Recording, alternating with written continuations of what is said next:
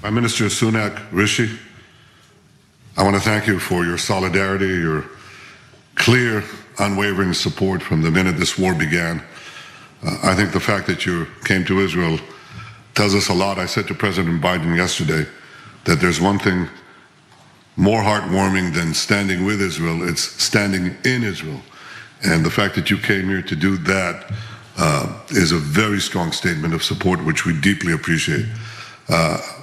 Chancellor Scholz, who also visited here, called Hamas the new Nazis. He was right. You fought the Nazis 80 years ago, resolutely, and the entire world supported your action. President Biden called Hamas worse than ISIS. He's right too. Hamas are the new Nazis, they're the new ISIS, and we have to fight them together, just as the world, the civilized world, united to fight the Nazis and united to fight Hamas. It must together now stand with Israel as we fight and defeat Hamas. This is not merely our battle, it's the battle of the entire civilized world. It's the battle of Israel, it's the battle of the modern Arab countries, it's the battle of Western civilization, the battle of the free world, the battle for the future. We have here two forces. One is an axis of evil led by Iran through Hezbollah, Hamas, and others that want to bring back the Middle East to the Middle Ages, to an age of bondage and war and slavery and annihilation. And the other force is the forces of progress and humanity that want to push the Middle East into a world of peace and prosperity. We were on the cusp of expanding that peace, and destroying that move was one of the reasons why this action was taken. We have to resist it, and we have to win. Above all, we have to win. We have to release the hostages. You have nationals. Understand that, I know you do, that we have their children, babies, women, elderly, Holocaust survivors, and your nationals. And we have to work together in every way possible, and we're doing that, to get them back. I appreciate the fact that you also sent some military forces into the region. We discussed practical cooperation on many fronts, and I value that very much. 80 years ago, Prime Minister, the civilized world stood with you in your darkest hour. This is our darkest hour. It's the world's darkest hour. We need to stand together, and we want to win. And this is why I value your support, and the fact that you're here.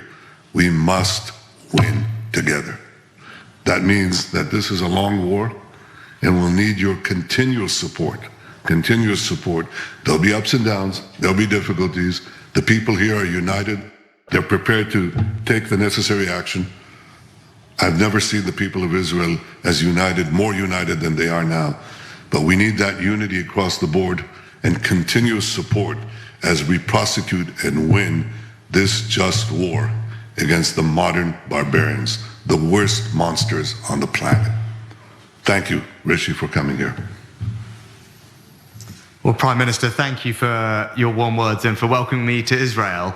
I'm just sorry to be here in such terrible circumstances. In the last 2 weeks, this country has gone through something that no country, no people should have to endure, least of all Israel, which has lived through some of the most awful scenes, the spectre of violence and terrorism every day of its existence. And I want to share the deep condolences of the British people and stress that we absolutely support Israel's right to defend itself in line with international law, to go after Hamas, to take back hostages, deter further incursions, and to strengthen your security for the long term.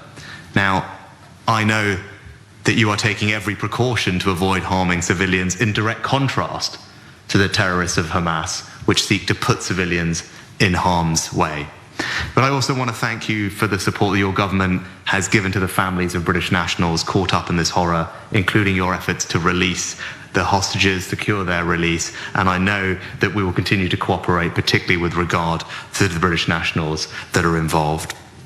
Can I also say that we have seen the scenes over the past day that have shocked all of us, particularly at the hospital, and we mourn the loss of every innocent life, civilians of every faith, every nationality who have been killed. And we also recognize that the Palestinian people are victims of Hamas too. And that is why I welcome your decision yesterday that you took to ensure that routes into Gaza will be opened for humanitarian aid to enter. I'm glad that you made that decision. We will support it. We're increasing our aid to the region, and we will look to get more support to people as quickly as we can. The last thing for me to close on is this. You describe this as Israel's darkest hour. Well, then it's for me to say I'm proud to stand here with you in Israel's darkest hour as your friend. We will stand with you in solidarity. We will stand with your people, and we also want you to win. Thank you.